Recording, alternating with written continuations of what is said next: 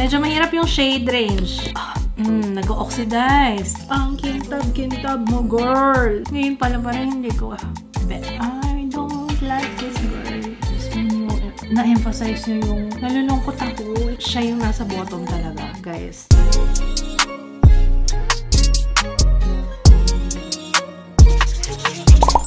Hello everyone! Welcome back sa ating channel. So today, meron tayong ite-test out na bago. Of course, as usual. Nakita ko to nung nakaraan. Sabi ko, apa, may bago ang Human Nature. May bago silang skin tint. So bumili ako nung lahat ng shades. Kasi actually, hindi rin ako sure kung anong shade ko dito. No? Ito, share ko yung first impression ko upon looking dun sa page nila. Parang medyo orangey siya, yung mga swatches. Pero I don't know ha, baka medyo na ano lang ako, na colorblind lang ako ng konti. So, tingnan natin kung okay itong mga to. Human Nature Soft Glow Skin Tint, Hyaluronic Acid plus Niacinamide siya. Sheer coverage lang naman. Pero anyway, ganyan naman talaga ang skin tint. Yun ang gusto ko sa skin tint. Sheer coverage lang. Natural, mineral oil free, silicone free, fragrance free. Hala! Wala yung sunscreen! Oh my goodness. Binlag ko naman to nung inopen ko. Oh, nakita ko sa resibo. Meron akong sunscreen. Bakit walang dumating? Buti na lang, binlog ko yun. Wait lang, magre-report lang ako ha, kasi may sunscreen tong kasama sa purchase ko. Yun sana yung gagamitin ko, kaso wala siya dito.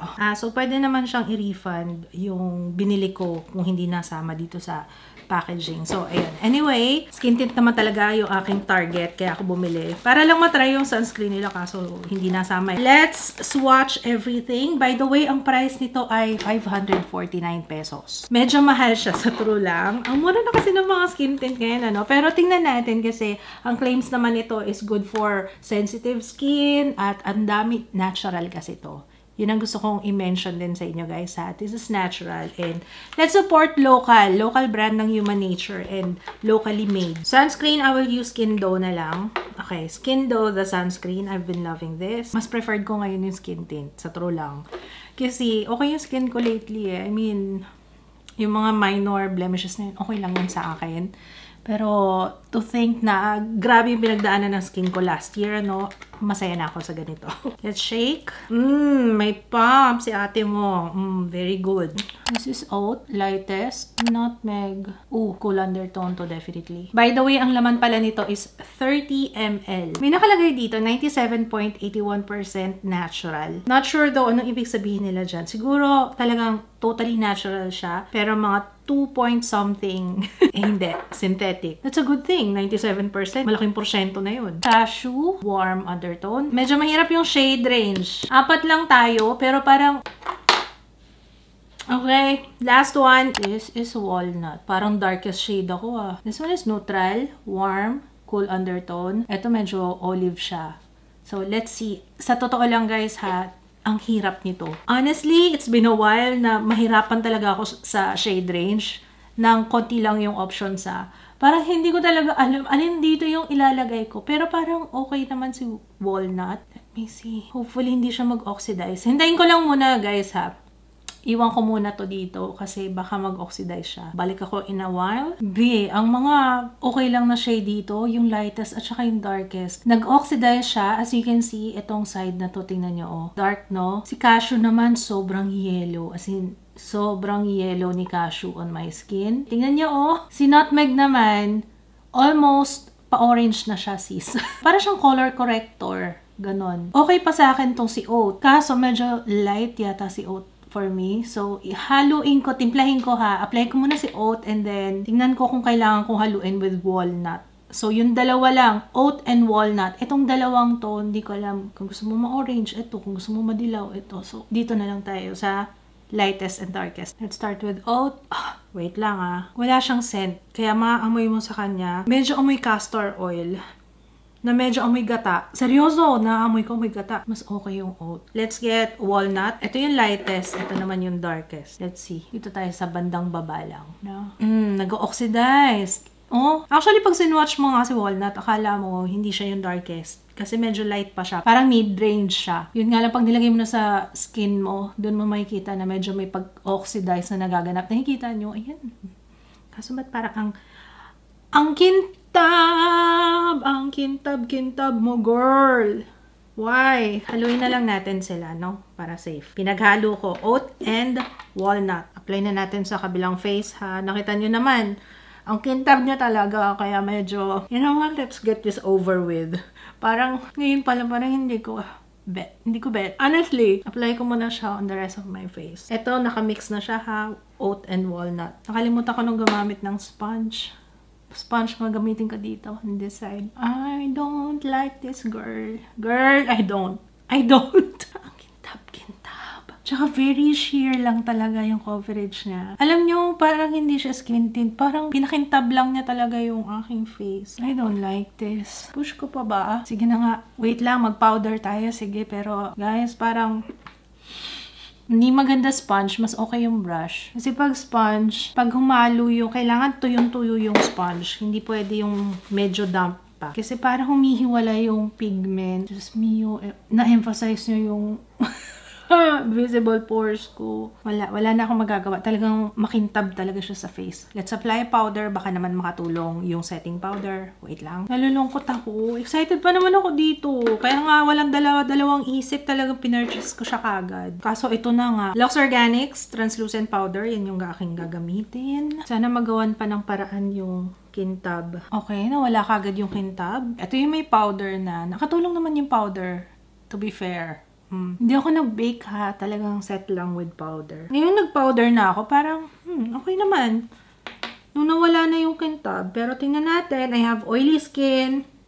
Very oily skin. Tapusin ko muna yung aking entire face. Actually, it looks nice naman. Nakatulong talaga yung setting powder. Okay, meron akong mga tinatry na bagong blush placement, ha. So, don't judge my blush.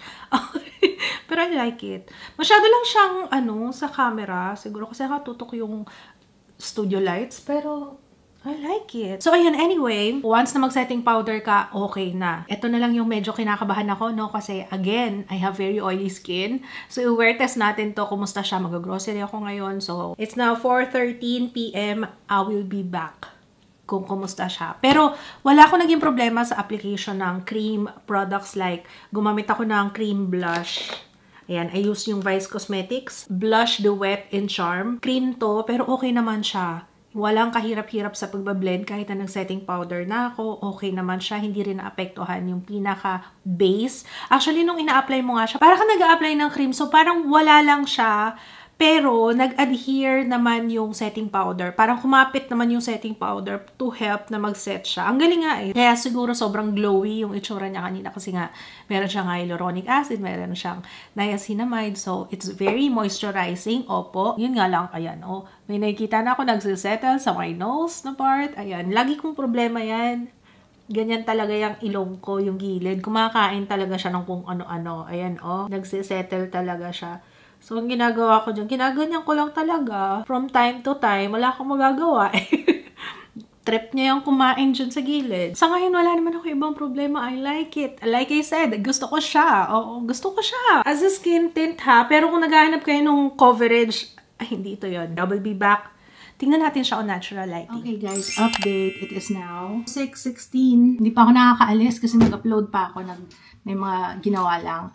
And kailangan ko mag-blot. Kasi shiny na yung, hindi naman siya ganun ka-shiny. Pero nasa aircon ako, hindi pa ako pinapapawisan. Paalis pa lang kami.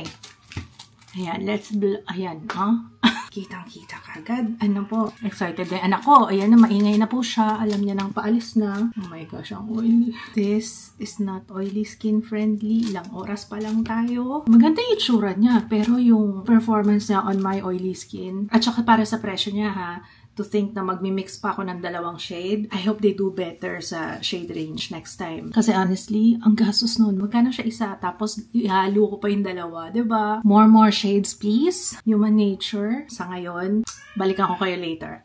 Undecided pa. It's now 11:06 mga kaibigan. Tingnan niyo yung mukha ko. Ba't parang ang dark niya sa akin? Parang nag-darken siya. Andito yung jowa ng kapatid ko kanina. Tinanong ko, umutin mo yung face ko? Kasi napatingin ako sa salamin. Sabi ko, parang medyo ma-orange yung mukha ko. Seryoso? Ba't ganun? Parang, anyway, hindi ko naman talaga siya nagustuhan. Application pa lang kanina. Nakita niyo, sobrang oily niya talaga. I mean, ang kintab niya sa face. So, pinatungan lang natin siya ng setting powder. Pero, kahit napatungan natin siya ng setting powder, talagang ma-oil siya. I have very oily skin, so definitely hindi to para sa oily skin. Pwede pa sa dry skin. However, considering, kalimutan muna natin yung pagiging oily ko, sa shade range pa lang. Human Nature, please do better sa shade range. Kasi sa totoo lang guys ha, ito na yung pinaka, kumbaga sa listahan ng skin tint na meron ako kung i-rate ko sila. Siya yung nasa bottom talaga guys. Yung shade range pa lang niya. Parang, diba? Teka nga lang, magbablot lang ako ng face ha. Okay. So, ay, para mapakita ko sa inyo talaga yan. Ayan. Kung gaano siya ka-oily. Lumilipat na po sa daliri ko yung oil. Sobrang mantika.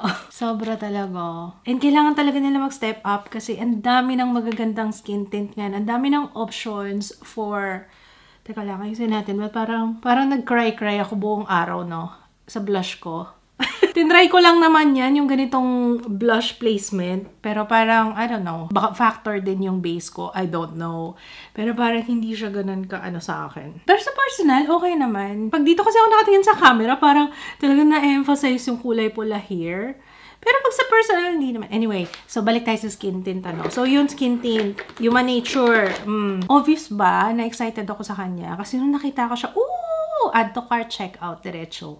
Kasi talaga excited ako dito. And to think na, syempre, Human Nature, alam naman natin na natural. Diba? Human Nature eh. And of course, ako lagi akong support local. Kaso hindi, may mga better options talaga. Tsaka yung presyo niya, diba? Medyo, sa presyo na yun, pwede ka nang makabili ng 2 piraso. Tapos, yung maganda pa na skin tint na compatible sa oily skin ko and maganda yung shade range. So, yun lang naman. Wala na ako iba pa sasabihin, kundi pass. So, yun lang guys. Let me know your thoughts kung nasubukan nyo na to at kung hindi pa. Interesado ka bang itry siya? Do you have dry skin? I think mag-work to sa dry skin. Kaso, isa rin i-consider mo is yung shade. Kasi nga, kung nagda-darken siya, dapat yung pinaka-light talaga yung... Dapat pala, kinarir ko na lang talaga yung oat. Actually, sa ratio na ginawa ko, mas marami talaga yung oat. Konti lang yung dinagdag ko kay walnut kasi ayoko naman sobrang dark na yung face ko. Kaso, ito na nga yung nangyari. Hindi ko alam kung obvious dito on cam, pero sa personal, nakikita ko talaga ang dark ng face ko. Yan lang naman. Anyway, kung naghanap kayo ng skin tint na gusto nyo medyo ma-darken yung face nyo, this is it. Pero siguro, ayusin muna nila yung shade range. Yun lang talaga. Maraming salamat sa panonood nitong video na to. Kung interesado ka sa Human Nature skin tint, like I was. Kaso, ayun na nga. Akala ko mag-work siya sa akin. Maganda sana. Nung umpisa, yes, oo. Kaso habang tumatagal, nagda-darken siya. Yun lang. Yun na yun eh. Anyway, so ayun lang. Maraming salamat. Kung meron kayong request na gusto nyong gawan natin ng first impression, review, wear test, or swatches, let me know. Comment down below. Maraming salamat sa panonood. Kung nakatulong tong video na to, don't forget to thumbs up. Listahan ng mga products na ginamit ko sa description box. And I will see you again on my next one. Bye, guys!